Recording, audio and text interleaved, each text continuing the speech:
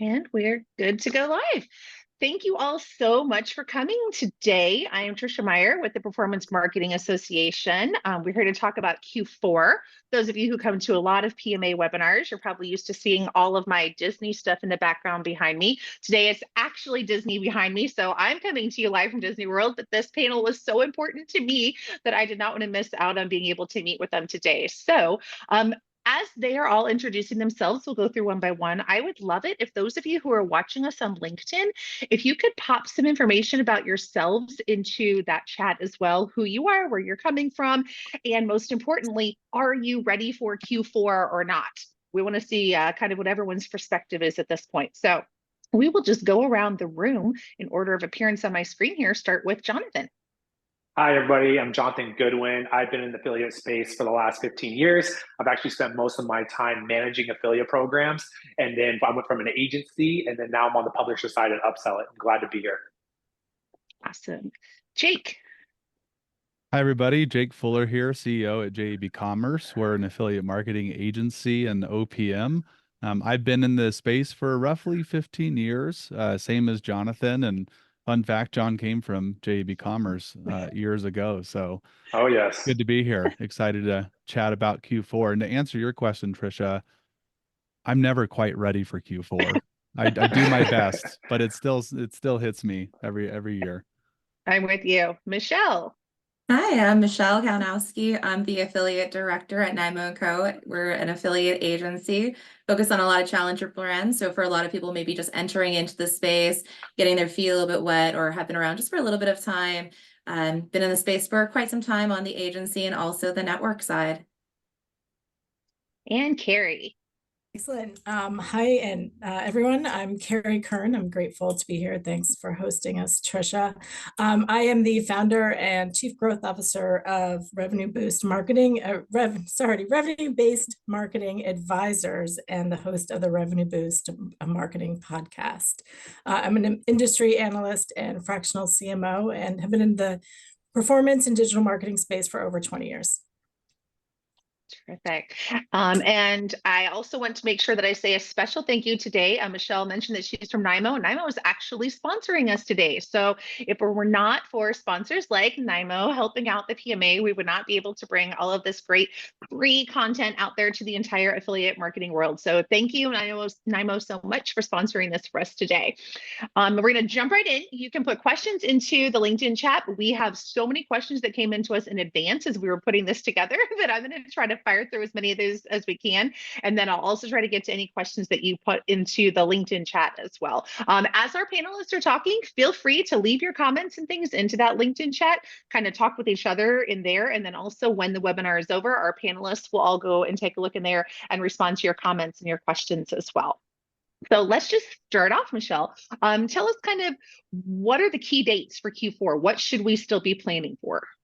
Yeah, there's a lot of opportunity coming up to test some things right before your major sales dates. So obviously we have Halloween, there's going to be people buying, there's going to be a chance for retail pieces there. So really thinking about coming up here in October, Halloween, a great time to really test out some of your offers, promotions, what things you're doing. But then another piece is going into November is when we really see a lot of people. We have Singles Day. I think that one gets forgotten a lot. It's 11/11. So really knowing your audience, that's definitely a time frame to think about doing some sort of offers and affiliate, having promotions, but also thinking about your consumers. And then we start getting into Cyber 5, the 5-day period between Thanksgiving, 11/28, going into Cyber Monday, which is 12/1, and remembering that is actually going to be landing on a December date this year. So keep that in mind. Our Black Friday is going to be 11/29. So making sure you know these key dates, talking to your partners ahead. And then also in December, another holiday people I think forget about that comes up a lot is 12/12, which is double 12 day. So thinking about something for that, and then start thinking about the free shipping dates, and also talking about the shipping dates and cutoff times for your teams that you're working with. So free shipping dates should be 12/14 this year, and then the USPS last shipping dates are going to be 12/24, looking at the first class mail date, which is December 16th, priority mail service December 18th, then priority mail express service December 20th. And then going on towards, as we wrap up the year, we have Hanukkah. So the evening of Wednesday, December 25th going into Thursday, January 2nd. So really thinking about those as your core timeframes to have your strategy built around where you know people are going to be shopping, people are going to have a lot of traffic on site, thinking about how you can plan Q4 going in, knowing those dates. So this whole webinar kind of started from the Industry Advancement Council chatting, and they were kind of talking about communication issues in Q4 and how do you have better communication? How do you make sure that you have everything lined up? So let's kind of talk through that communication and planning side of it. How do you kind of stand out from all of the other noise in Q4? There's so much coming at us in Q4, both I'd like to hear kind of from a brand standpoint and also from the publisher standpoint of how you stand out. So maybe Jake, kind of from the brand side. Yeah, so Q4 is a beast. So a lot of the times during the year, you can kind of look at your recruitment, your activation, and your partnership efforts and get pretty quick responses. In Q4, those responses can diminish if you're not trying to stand out and really get in front of things. So first and foremost is preparation. You want to plan ahead of time. You want to have these conversations started, if not already. Get them started today. And start talking to your partners about what you're prepping for Q4, what you're planning for the affiliate channel, what kind of exposure they can get for you, what kind of placement opportunities they can get for you. So communication is key. Get on the phone. Email's great, but if you're not seeing response times quickly, pick up a phone and call somebody, especially if it's an established relationship. But then as a brand, just to kind of stand out, I think one thing that I've seen brands fall into, it's very easy to follow trends and try to capitalize on every hashtag holiday and jump into the big ones as well, is remembering the fact that you've got competitors out there and consumers today care more about authenticity than they used to. And while they still might be looking to save a buck, you want to be competitive with your offers. There's some things I would mention that are what I would hope to be obvious, right? Be competitive with your offer, make sure your promos are lined up, but also make sure you know your audience and you're staying true to your company's authenticity and what your voice is. That shines through. A lot of people can kind of read through, hey, this brand has never promoted this specific holiday before or had this kind of messaging before. It feels off, it feels cheap or salesy, etc. So you want to try to avoid that and stay authentic to really what your brand is about and what you're trying to reach from a consumer standpoint. So Jonathan is our token publisher here today. What about from the publisher's standpoint? Absolutely. I think you have to take a step back here and think about when managing a well-run affiliate program, you want to diversify that affiliate revenue. So there's a lot of value propositions that every publisher segment provides for the affiliate program, from your loyalty affiliates, your coupon affiliates, your influencers. Everyone has a different publisher segment that can contribute greatly to the affiliate revenue. For Upsellit, we are positioned uniquely as we are a technology affiliate, so we don't drive traffic. Being a full funnel conversion provider that we are, we pinpoint areas of missed opportunities in the path to purchase to put together optimization strategies to drive incremental contribution. So the biggest thing for us that makes us stand out is that, hey, we're not going to be driving traffic, but we will capitalize on that traffic coming through because we do see high exiting rates during the Q4 timeframe. And our job is to really strategize and figure out what are the goals for the client and then put together those solution sets that's going to help them achieve their goals. So again, every affiliate's different. Every affiliate has a different value proposition. For us at Upsellit specifically, we're focusing on conversion enhancement. We don't drive traffic. Kerry, let's get you involved in here a little bit. What kind of data are you leveraging in this planning? Like, what are the key metrics that you're going to be looking for as you're going into all of this? Yep. So we do have a bit of a longer shopping season this year as we have in other years. So there's time to really pay attention to the data that's coming in real time and making adjustments to your program and learning from it. So definitely want to learn early and keep track of where your conversions are coming from and be prepared to add more budget to what's working. But if you're running influencer content or any other paid media opportunities that are able to help you measure what messaging is resonating more, what offers are resonating more, are there products, any media that you have out there that you can get the data back on what's really resonating, take that back to your teams and build that into your program. So maybe you didn't plan to do a second promotion of a certain product line, But it's resonating well. So sharing that back out to your media partners and your publisher partners and your influencers. So really trying to take the time to look at what data is coming in that you can respond to and make those quick activations. And just a little further, like what Kerry mentioned too, some things with that data, like some examples, if you're looking at year-over-year trends, the 2024 trends, but then also like that buying journey of your customer, right? Where are people coming in? Where are you seeing them actually completing their sales? Definitely further making sure you know that information. So your strategies could be built around how do you get that person to stay through the shopping journey and actually complete that sale if you're focused on that. And then from the influencer piece, like partner surveys are always a great time right now if you could give an incentive of what are they looking to do to promote you? And then also, for those metrics, like who were you working with last year versus this year? Do those partnerships make sense that keep continuing, starting that again now? So this way in November, December, you're still working with them. So a lot of things to really be looking at to compensate if there's gaps from last year. Also, there's things that you could be doing further to make it successful as far as that partnership, because there's enough time to plan and then also make sure that real-time data you're seeing that success, or do you need to pivot? Yeah. And I want to piggyback off what Michelle was saying. When I used to manage affiliate programs and now on the publisher side, I definitely would try to get back to historical data and really connect proactively with my advertisers to kind of reflect what was the Q4 execution plan last year and see is it running the same as it is this year. Oftentimes, many advertisers have different promotions, but I had a lot of clients in my affiliate management days that would run the same promotion in the same exact week during that same month. So you kind of look back historical data, look at the trends from last year if you have that data available, but also confirm those dates. Are you, to your advertisers, are you running those promotions? Are they going to be a little bit unique? Are they going to be a little bit more compelling? Are they going to be a little bit more discounted? Are you going to have more white periods? I think you just got to do some research and look historically back, and they help you trend out for the rest of the year. And Jonathan, you mentioned looking back at those dates. Jake, in terms of the planning and the publisher placements and partnerships and everything, what should be locked down by what date with different publishers?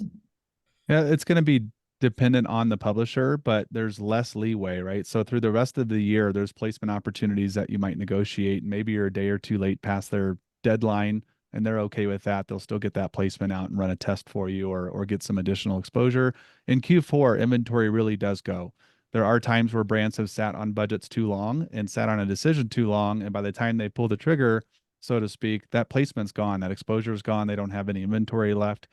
So you really want to make sure that if you're out there communicating, if you don't have a budget plan as of today, it needs to be wrapped up fairly soon. We're speaking to a ton of publishers on behalf of quite a few brands, finalizing those IOs, getting those sent over, get them signed, make sure those are scheduled and ready.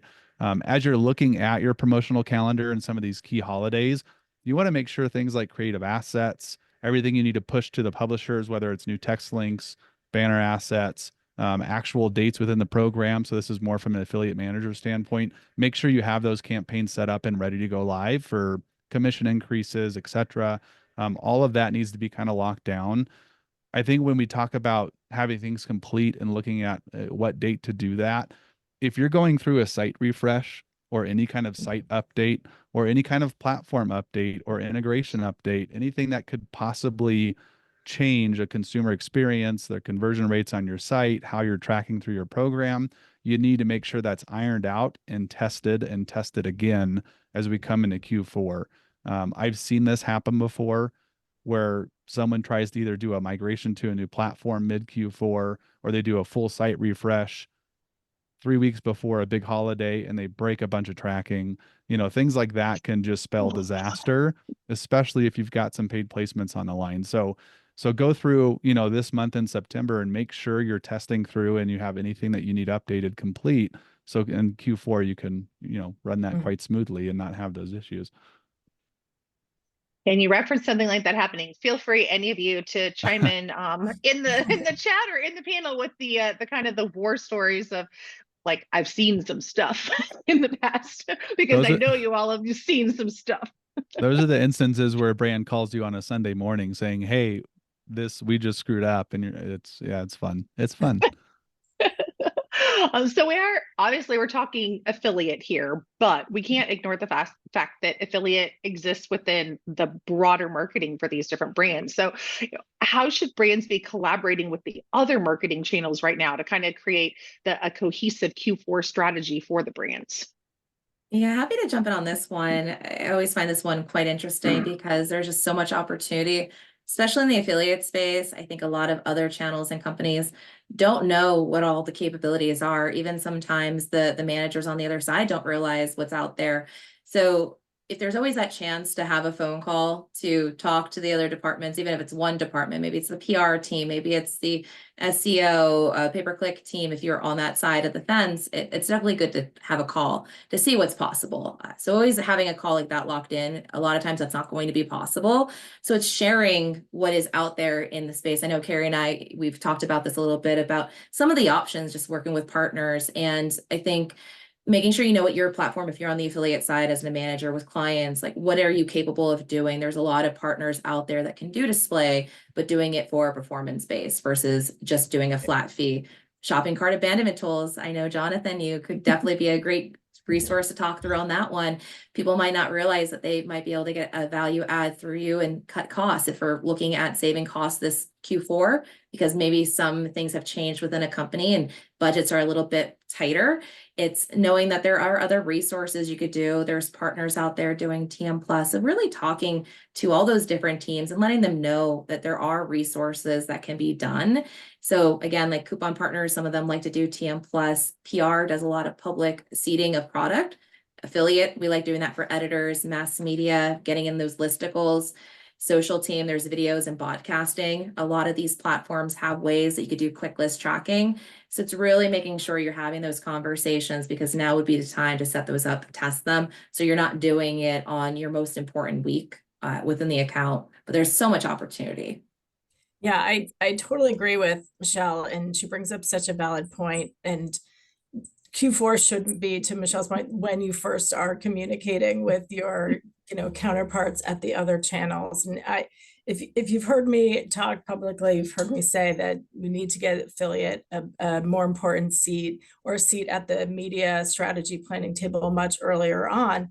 And so affiliates should have been in the ideal world, affiliates should be part of the Q4 planning. And if you haven't sat down with your counterparts, as Michelle pointed out, you should be setting up that meeting. I hope you're all opening your calendars right now, because there's so many, and Michelle gave a ton of specific examples, but just there's so many ways that the affiliate strategies complement and help the other paid channels and organic channels perform better. And so you need to make sure that there's alignment on the promotions. You don't want them finding a different code or something through a paid search ad or a different landing page on the website. So alignment on messaging, promotions, the products, but even the media flights. If there's going to be an increase heading up to Black Friday,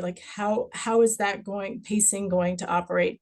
What is, we used to have teams set up physically, now more virtually, a war room during Black Friday, and now that Cyber 5. How are you increasing that communication real time? Are there opportunities to make adjustments and pivots because of, as I mentioned earlier, the data that's coming in? But if you're not already communicating in a integrated planning approach for Q4 with your counterparts or your partner agencies or within your brands, please now make those calls, because there's so much more potential. And I don't think we even covered all of it, but definitely important. From a content publisher side, I can say how helpful it is to me when I'm hearing those things from the affiliate managers about those products, to know that maybe they've heard from the PR team that something's going to be, highlighted. It's going to be on Oprah's favorite things or whatever. And to be able to come to me and be able to say in that affiliate newsletter, hey, here's all of the stuff that their PR team is going to be doing throughout Q4. So then I know, do I want to write a blog post? Do I want to watch for that video so I can quickly embed it, into a post or something, because I know that it's going to show up somewhere on their socials or something like that. So it helps me just as a the publisher to be more successful when the affiliate managers are having those conversations and then relaying to me as a publisher kind of the high level stuff going on in those. And even on the brand side, when you're thinking about budgets, the other side of it is if it's doing extremely well and it is performing still in your other channels, you have to think about budgets now, because maybe you went through all the budget you were planning for that month and that was 2 days. If something went phenomenal, where do you go now? As far as what can you do? Are we going to keep budgets open? Do we need to change, or could we have prepared ahead of time to be a little bit more flexible in what we were doing so we could plan for that peak that was about to just happen, which is a great thing to see, but planning ahead, how can you maximize as much as you can to those time frames? So Tricia, that's a really good point that you just made right there. And I think I'll just add as well, you know, I know we talked about data specific to affiliate, but if you had a chance to look at Max Williams' research that launched yesterday from eMarketer on the affiliate marketing industry trend report, he talks about data stratification from the perspective of we're collecting so much first-party data through the affiliate channels for our counterparts that are pushing purchases or within the brands purchases through retail media. There's a lot of opportunity to take that first-party data and then partner with the different publishers or through different technology where you can customize that first party, customize that visitor experience through the content, through the offers. And I think the more that we're sharing data across the teams and the channels, the more sophisticated and a better experience we're going to be able to provide for our customers. And, you know, we talked a bit about other kind of post-sale technologies. It provides a huge opportunity for retargeting and bringing back in those customers and site visitors. So not just partnering with your channel counterparts from a strategy perspective, but also making sure you're looking at what data do you have about your customers or prospects and how are you sharing that as well. That's great. So Jake knows, kind of as we were coming up with this webinar through the Industry Advancement Council, one of the things we were talking about a lot was how to communicate all of these important things, and the fact that sometimes you have a lot of contacts changing and things like that. So what type of communication should you have in place over these next couple of months to make sure that the communication is going both ways and getting where it needs to go? I think most importantly, and just going back to the topic we just kind of came off of from a question standpoint, internal communication is key first. And so make sure all of your agency, third party, partners are being communicated with. The brand itself is communicating internally about what that plan looks like. Make sure your strategies are aligned. You need to make sure everybody in that kind of internal circle for your brand or as your publisher is all in line with what that strategy looks like, what the calendars look like, what promos are going out, so that then we can effectively communicate that out to other partners. So as it applies specifically to the affiliate space, there's obviously a ton of one-on-one communication. So as an agency, as a brand, if you're an affiliate manager, you've got some of these partners that you've worked with for a long time. It's easy to maybe send an email out, get them on the phone, communicate ahead of time what's going to happen, how's this going to work, what kind of exposure can we possibly get access to. But more importantly, you still have a list of affiliates that are in your program that you may have difficulty getting a hold of. And so you want a few different backups to that. So you want to make sure you're scheduling newsletters, not just through network newsletters. Some publishers opt out of those. Sometimes they don't get an email address added in. Do whatever you can to find that contact information. Lean on networking. So whether you're using LinkedIn or if I call John and say, hey, John, I'm looking for someone over here. I see you're connected on LinkedIn. I really need to get a hold of somebody. There's different resources, and it's a very network-driven channel that we're in. We've always talked about that. So lean on that to make sure you have access to the people you need to speak to if you're really pushing to get certain exposure or you've got to communicate special dates out. You want to make sure you do this stuff ahead of time too. The one thing that I always cringe at is when we have a set promotional calendar with a brand and 12 hours before a big promotion goes live that we've already communicated out changes completely. That happens. Sometimes it's unavoidable, but you need to be prepared for that as well. So prepare yourselves and what your process is going to look like if you have last minute changes to a brand strategy when it comes to this time of year, which is heavily promotional. make sure you have your contact information ironed out so you can share that with those partners and hopefully update them as quickly as possible. Jonathan, as a publisher, what do you expect to see? How do you gauge all those communications?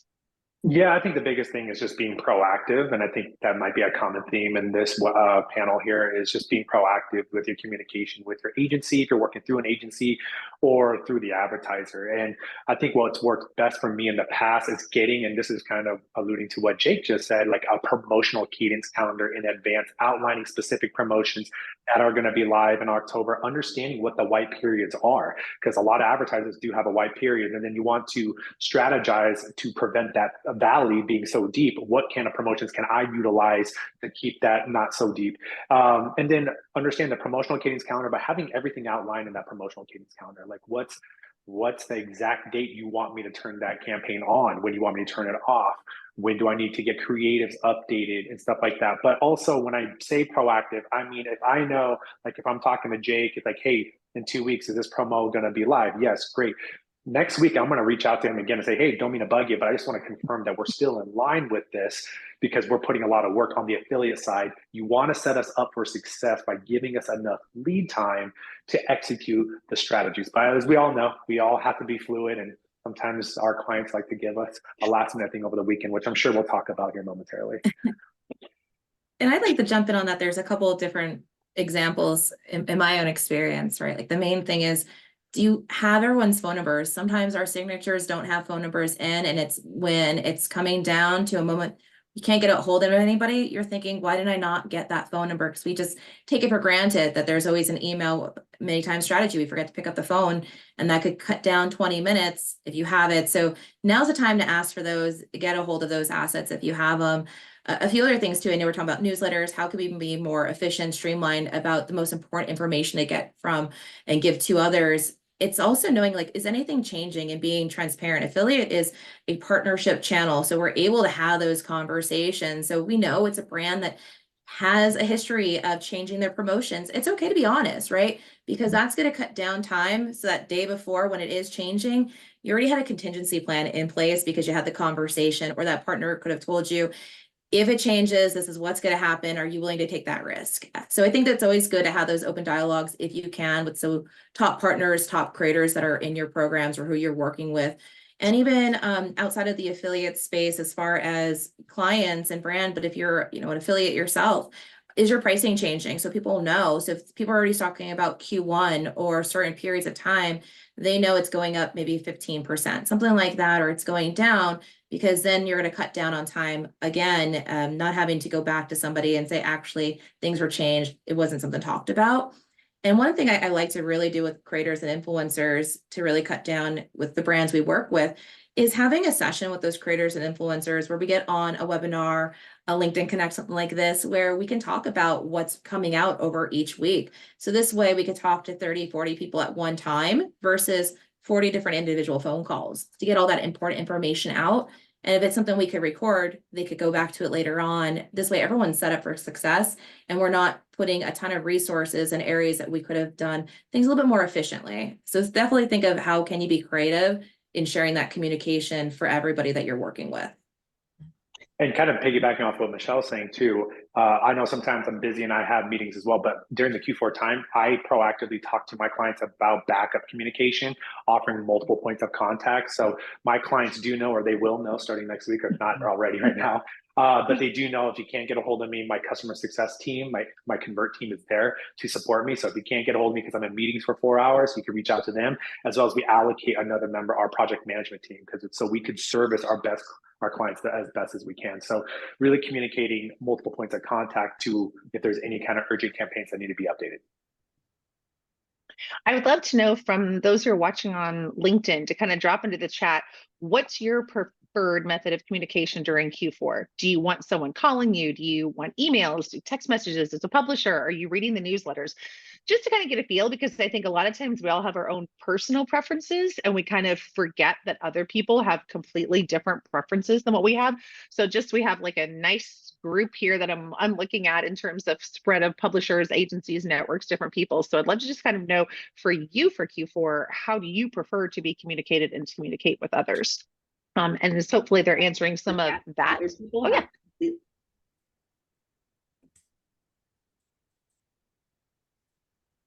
Oop. Let's see. All right. Sorry, I had a little bit of a glitch there on there. All right. So let's talk about common mistakes, because I feel like among all of us, we probably have like over 50 years worth of experience. So I'm kind of curious, with all of the experience here, what are some of the most common mistakes to avoid this time of year? There's so many war stories. I think we can all have had them, and I'm really interested to see what people are posting in LinkedIn right now as far as their experience. But thinking of everything that could go wrong, probably should be thinking about that now so you get ahead of it. So if you have placements secured and the website's crashing because everyone's trying to buy, that's a great problem to have until the sales can't happen. So if you have a placement, what are you doing? Is there going to be a request for a make good because it's not really the partner publisher side because it's not their fault? Who do you talk to quickly enough to let them know that there could be an issue? Having those pieces of conversation already know, like, who do I go to for what, so I could action on this quick enough, right? It's making sure you're looking to make sure your placements are live. There's many times I've seen where a placement's booked, people just assume it went live, and there may be a miscommunication and it actually didn't go live, and someone catches it at the end of the day. So it's making sure, if you're even on the agency side where you have account managers, someone's going in the morning and later on in the evening, this way you could spot check things following through in case everyone's out of the office during that week or that period of time. So it's making sure you have backups, double checking things to go live, because you don't want to be coming back a little bit later on to find out what you planned on doing didn't actually happen, and then you didn't get the sales and you could have corrected that sooner.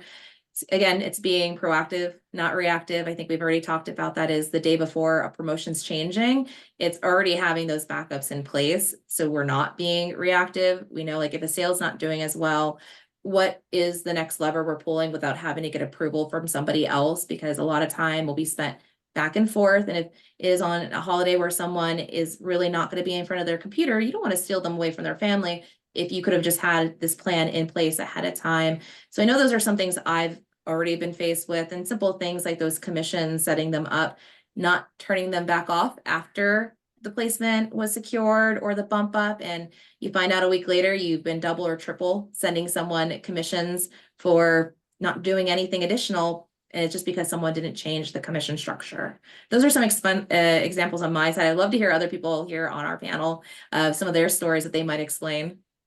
Oh man, I think the theme, be proactive, everyone. Let's be proactive with our communication. Here's a war story I had. That the first one that came to mind is a couple of years ago. My biggest client at Upsellit, I used to live on the West Coast, and at 4:45 p.m. on a Friday on the West Coast, my biggest client asked me to update all creative assets and everything to go live with the campaign on Sunday. So obviously we had to weigh that out. If we put all these resources into building this campaign, could we make our client a lot of money, and could we make money in turn, to be honest with you? And we did, but we had our web engineers and our creative team work over the weekend just to get it live. I say, don't be afraid of the communication, be proactive in the communication if you possibly can. But I've also learned from that war story too, like, hey, I have to set proper expectations to my clients to let me know in advance, because again, as a tech publisher, we operate uniquely and differently from everyone else. It's not just changing text links. We have to update creative elements. We have to reprogram our launch logic. So what I learned from that war story is that, like, I just probably can't do it, or I actually instituted a backup plan. So now I have backup plans. Like, I can't do that, but I have this other campaign that could suffice, just because I can't allocate resources at the last minute. So again, just kind of piggybacking off everyone, be proactive there in Q4. Yeah, and that goes back to also site updates, tech changes, etc. Every Q4, I'm shocked to have a brand come in saying, I'm launching a brand new affiliate program and it's November 1st. Can we get set up for Black Friday and kill it? Probably not. It's unlikely that it's going to happen. It doesn't mean you can't set up, but I think expectation setting is extremely important for clients that are prepared for Q4 and how to do that properly. But for clients that are getting into the affiliate world and the affiliate space, we still see new brands kind of coming in and dipping their toes in these waters, and they don't quite understand how affiliate works and the kind of time frame it takes to ramp that up. So you want to make sure expectations are pretty clear if someone's going to launch a new program. If you have an existing program, as an agency, we typically strongly advise not to migrate in Q4 unless you're not a B2C seasonal type of company. If you're B2B or you work in an area where Q1's your biggest quarter, then by all means, let's get that process started. But you want to make sure you're not messing around too much with site updates, integrations, migrations, etc. And beyond that, though, I think just to kind of go back a little bit, brands have also, well, we've seen it from a manager standpoint, but even a brand standpoint, you don't stop doing what you typically do year or month over month. So recruitment, trying to reach new partners, there doesn't have to be a concept where you stop that completely in Q4. You still want to go through your best practices and optimize, review your month over month data, see if there's new partners you can get into the program, because you will find some last minute affiliates that are excited to jump in and give something a test during these months, and might give them a chance to find some traction. My best war story too, from a brand perspective, is a huge, it must have been $20,000 or $30,000, so I wouldn't say massive, but a pretty good investment placement that we did for Exposure Q4 a few years ago, specifically on a few SKUs that they wanted to push. That SKU sold out the night before the promotion went live, so we didn't even make it to the promotion date. So if you're a brand, whether it's paid placements or anything else, make sure you have an idea of what inventory looks like and how you're promoting that. And if you do have a SKU that's going to fall off or sell out, have a backup plan, have a replacement SKU that might be similar that can fit that need to complete that exposure event or that placement event, etc. So those are my quick tips and thoughts on common mistakes. And I I have think two more. brands. Oh yeah, go ahead, Michelle. I was gonna say I have two more too. One is an inherited war story, and it's more after things have launched. You're gonna be wrapping up in Q4. It's the end of the year. Your clients have different calendar schedules, brands do too. Making sure that whatever was promised to be paid out is paid out, and someone's double checking that.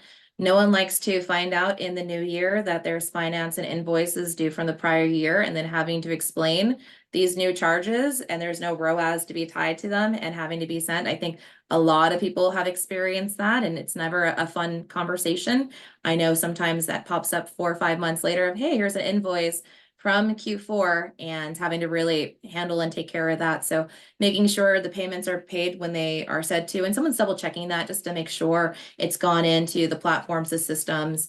And then I would think the other piece too, very similar, is if you have inventory and you have a promotion tied around to it, say it's a paid placement coverage that you're doing with influencers and it goes out of stock, right? It did very well and you sell those partnerships lined up. What is the second piece that you're going to promote to replace that? Having those conversations with your teams of knowing, okay, here's what we can push next if this does very well. What are my contingency plans to drive more sales, more revenue if we have to not be flat, because that's what we're seeing.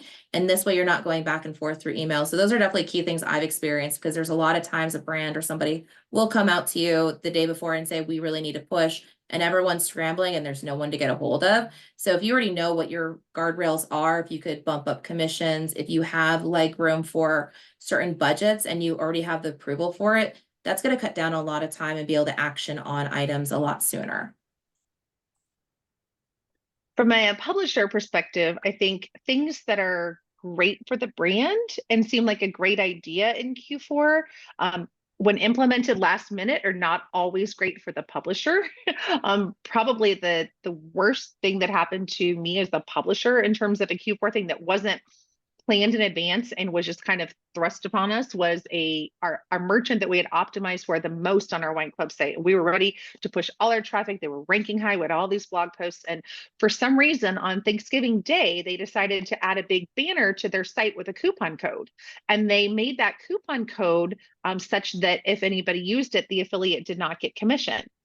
Well, what consumer was not going to use a coupon code that was flashed at the top of every page of their website on Black Friday? So here we had geared up, we did all the planning, we were ready to promote the heck out of them Black Fridays through Cyber Monday, and we had to completely shift gears when we realized all of a sudden our commission stopped. And we didn't, when we didn't know why all of a sudden we were sending traffic and the commissions just like, boom, completely turned off. And when we contacted the affiliate manager on Black Friday and they said, oh, well, it's because they're using this coupon code. And we're like, wait, that coupon code was not on that site 24 hours ago. And now all of a sudden every consumer is using it and we're not getting credit.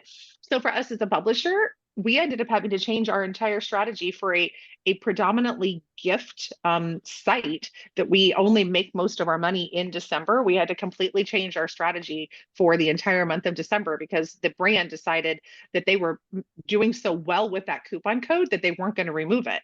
So we had no choice but to not promote them anymore at that point because we knew we weren't going to make any money off of it. So that was it was a communications problem and it was a planning problem because it was something where they made that decision. The brand didn't communicate it to the affiliate manager, so they didn't even know what was going on when we told them what was happening. And that brings up another point that we've seen. So we implement this year round, but in Q4, we have to be even more diligent on checking these. In Q4, you see more discounts, more promotions, more coupon codes, more exclusive codes that you might be offering some of your affiliate partners. I can't count how many times a brand has created these codes in haste and they actually typed it in wrong in their back end. Something didn't quite work and they didn't take the time to test that. We send it out, the affiliate promotes, that code's not working for the consumer. So not only does that hurt your affiliate relationship, that hurts the consumer experience, which comes back to the brand itself. So if you're an affiliate manager at an agency, when our brands have these promotions, anytime they come in, we consistently check to make sure the proper codes are actually being utilized in cart, that they're working properly, even exclusive codes for our partners, and making sure from a tracking capability, you have whatever parameters in place that you need to have in place. There's nothing worse than providing exclusive codes to a publisher. They do a special placement for you, and then those codes don't work. It's a nightmare for everybody. So Absolutely. So we haven't had any questions come in through the chat yet, but we did ask PMA members in advance if they had any questions specifically for this panel. And we got a really good one that I want to share. What can you do to compete specifically with Amazon this holiday season? Kerry, do you have any thoughts on that? Sure. I mean, so if we've learned anything from the conversation today, it's communication and communicate more. And so, when it comes to your Amazon strategy, first of all, hopefully you're not just putting it into place for Q4, but to your point, it's your Amazon is going, if you're selling products both on your brand.com and Amazon, you need to have that cohesive strategy of, is the product selection the same? Are you promoting different features on one versus the other? If you're serious about your Amazon strategy, you really should have not just, you can't just toe in the water Amazon. And again, you shouldn't be trying it, just testing it now. But looking at what partners are you working with? Are you going beyond Amazon associates and working with a Levanta and some of the other programs to really build out a cohesive strategy that works alongside with your brand.com traffic driving strategy? So I think it's making sure that you're not cannibalizing yourself and using your presence and brand space on Amazon to further drive up familiarity of your products, of your features, so that, and then making sure that your affiliate strategies are giving the consumer the option to purchase on both. Maybe some publishers, you're trying to get them to come to your website so they can see more of the product selection and other accessories, for example. But definitely making sure that you have a plan in place that makes the user experience, the shopper experience, but also your sales and inventory complementary. and from a Tricia, you're okay. From a competition standpoint, because we do have brands that sell on both, right? And they might utilize like an Archer Affiliates or a Levanta, so we can have a double strategy depending on how the affiliate wants to promote that brand and where they want to drive that.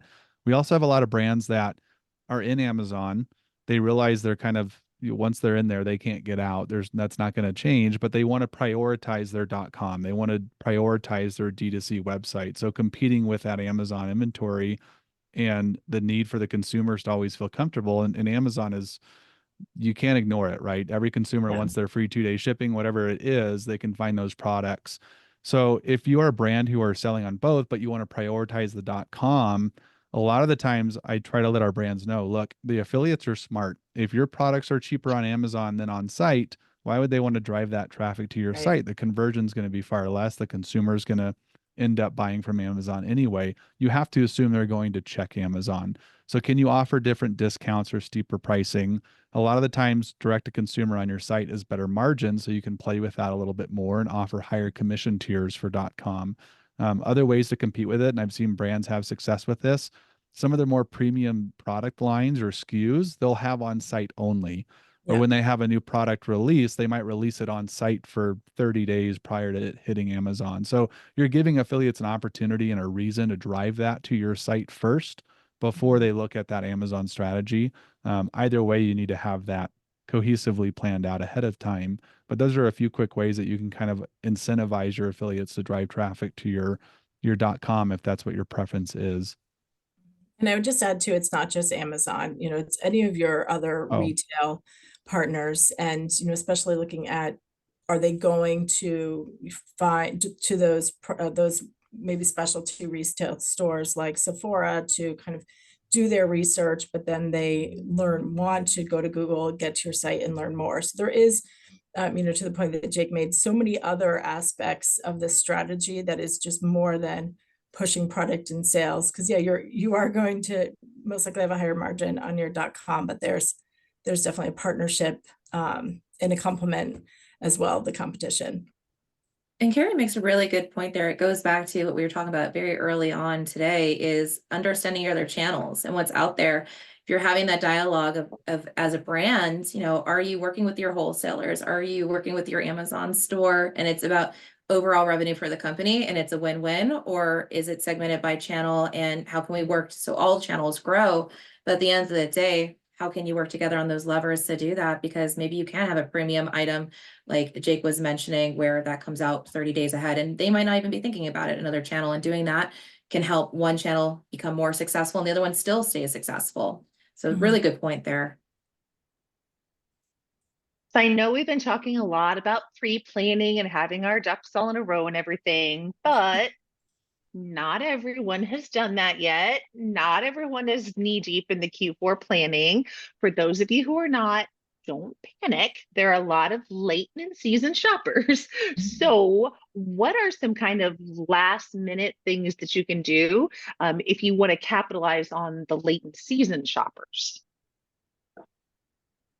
Yeah, I'm happy to jump on one that I think is always unique that people forget about.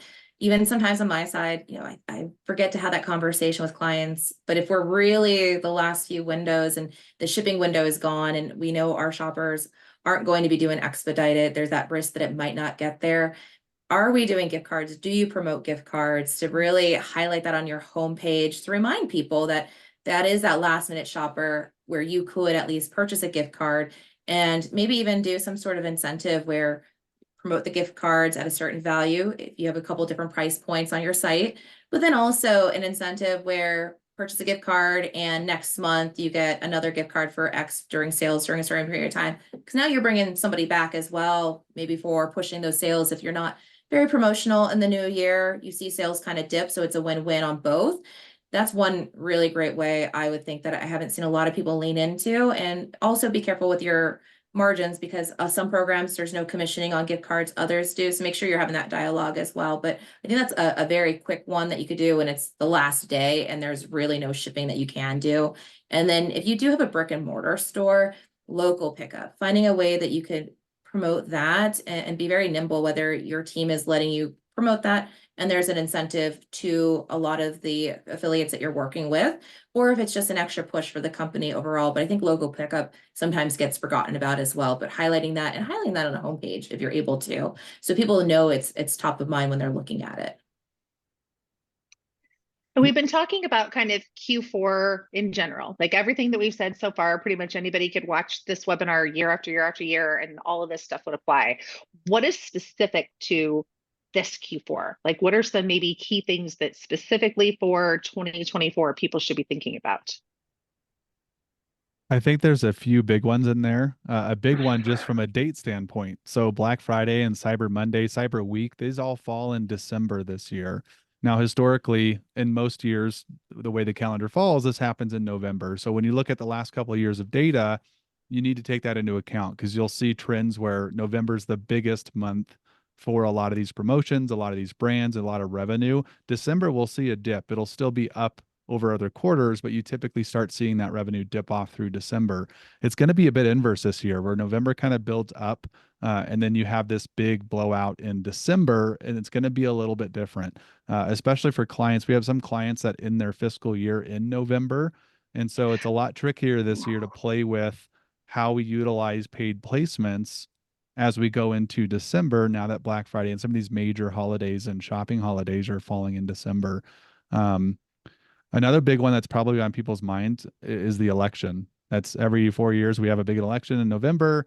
Obviously, that drives a lot of attention.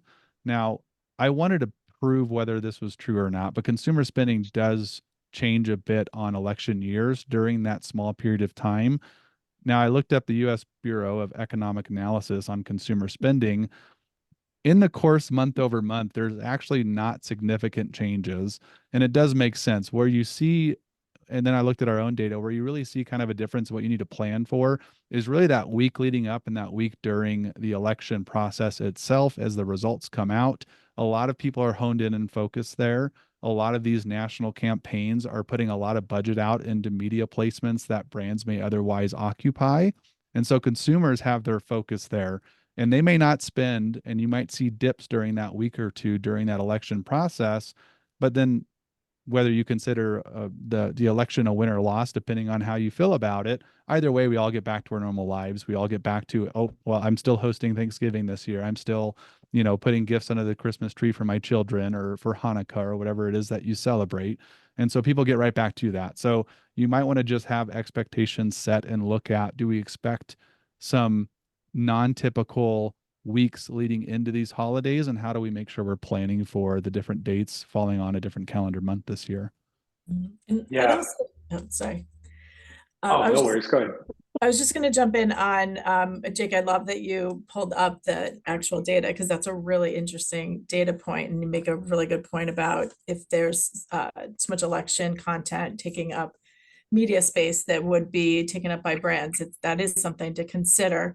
One trend that I'm sure we're not all going to be surprised about is the increase in TikTok Shop, the increase in usage and popularity. So if you're a brand that sells things, you definitely should be thinking about having a TikTok Shop set up for this holiday season, because all of the data and projections show that being one of the biggest drivers for consumer action. And the just the emergence of the additional features and capabilities and tracking, I think both creator, influencer, and especially on the TikTok platform, are going to be especially important. Yeah, just to chime in there too, we do anticipate December to be a big blowout, just like what Jake said, because you don't have Black Friday on November. So, but you also have last ship dates in December too. So you got to understand you're not going to get a full 30 days for that Q4 execution because of that last ship date. You have Black Friday, then you have Cyber Monday. So us here at Upsellit, we are definitely, we know about that. We're anticipating that. So it's very important to be proactive, iron out those specific promotions to make it less chaotic in December, as we anticipate that's going to be the case this year. Mm-hmm. And is it too late to start thinking about 2025, or too early to start thinking about 25? Are we in the planning phase already for next year, or are we saying, no, we have to get through Q4 first? I think we're in that planning as well. It never stops, right? There's influencers now. I think we've talked about it. Recruitment's still going to be going on, and making sure you have that lined up for your Q1. There's a lot of health and fitness. We know Q1's a very popular time for it. So it's still planning. I think some of us are actually doing double the work because you're doing Q4, Q1, and it's a very intense time where there's a lot of communication going back and forth, and we know people are going to be out of office. Also, another thing I think about is Chinese New Year. When you think about in 2025, purchasing is going to be happening now in this quarter because there's going to be times of traveling. I know we haven't talked too much about it, but a lot of global programs, you're thinking about your audience and what are the dynamics to that. So a lot of people are going to be traveling, and they're going to be out of pocket for 2 weeks at a time buying gifts now. So what kind of promotions are we having?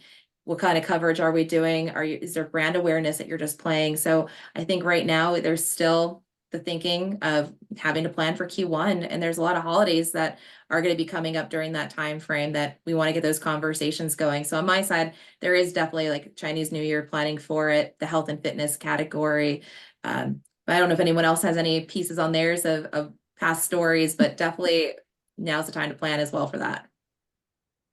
The other Yeah. part of the timing is it's a great time to make sure that you have your loyalty programs in place. Like you're going to be acquiring all these new customers through your holiday promotions, adding new first party data, emails, all of the customer information. So what is your plan in January to start reaching out to them and building that relationship so that you continue to be top of mind throughout the year and increase what they're spending with you, and hopefully introduce them to a long-term relationship of lots of purchases in the future. Yeah, and I definitely think, we all have the tunnel vision to execute Q4 properly, and we rightfully should. But in the back of your mind, while you are executing, you should be thinking about, do I have this publisher in my affiliate program? Are you doing a gap analysis in your affiliate program to see what publishers am I missing that I could potentially recruit in Q1 to help drive more incremental contribution in 2025? And that's where we fall into places where oftentimes we get really busy in Q1 because the advertisers we haven't partnered up with this year, they typically partner up with us in Q1 to test. And Q1 is a great time to test because most of the time that is a lull when you compare the whole year, not even just testing with publishers like myself, but when I used to manage affiliate programs, that was also my time to test with any kind of little budget I did have for placement opportunities, because paid placements typically are cheaper in Q1 than they are in Q3 and Q4. So it's a good time to test strategies to see what works with new partners and also reactivate old partners that are not active anymore. But those are some of the things that come to my mind when I was an affiliate manager, getting ready for Q1 because it's right around the corner. Yeah, Q4 can be very funnel focused. I think it is a good thing to try to prep accordingly. We talked a lot today about being proactive. The reason that's also beneficial, it gives you a little bit of leeway time to plan for Q1 and the start of a new year. From an agency perspective, at least, it's extremely important to start planning now, because whether you like it or not, you're jumping into these Q4 plans. In the background, brands are starting to align. What does 2025 look like? What is the brand strategy? Is it going to change? Are we going to change up, the kind of products we're releasing next year? What kind of schedules? Are we going to change up our brand image at all? Brands change their strategy and align with consumer behavior all the time. So you have to kind of have your finger on that pulse and be prepared. Another thing we talk about is the massive amount of revenue that comes through in Q4. Some brands see 40, 50, 60% of their annual revenue during these promotional periods. Well, in January, they also see the largest amount of returns come back from these gifts that people are giving out. And so do you have a strategy to kind of complement the fact that they've got consumers returning product? Revenue's naturally going to dip in January. How do you position your brand to kind of get a head start on 2025? And we've seen those kind of conversations really help limit the sting when you log in and see a channel that killed it in November, December, and then January, you're like, oh, that doesn't look so hot. And then they're also coming back and returning gifts as consumers from a brand perspective. So you definitely want to get ahead of that and start planning and making sure that you've got test budgets outlined and get ready to go. So. Well, I thank you all so much. We had a great group that was watching and leaving feedback for us on LinkedIn. So really quickly, I just like each panelist to say how you want people to be able to connect with you, contact you. Jake? Yeah, my direct email is jake@JEBCommerce.com, or hit me up on LinkedIn. I always like meeting new folks and chatting about the channel. So. Terrific. Jonathan? You can hit me up on LinkedIn, or you can email me at jgoodwin@upsellit.com. Michelle? You could do LinkedIn, which might be the easiest once them tagged on it. If not, Michelle@NYMO.co. And Kerry? Also look for me on LinkedIn or revenuebasedmarketing.com, and check out my podcast on all of your favorite podcast directories and YouTube, Revenue Boost, a marketing podcast. And if you're interested in being a guest, send me a message as well. Love it. Thank you all so much. Hope that everyone has a fantastic weekend and an absolutely terrific Q4. Thanks, Tricia. Enjoy Disney. Thanks, everybody. Thank you. Everybody. Bye. Bye.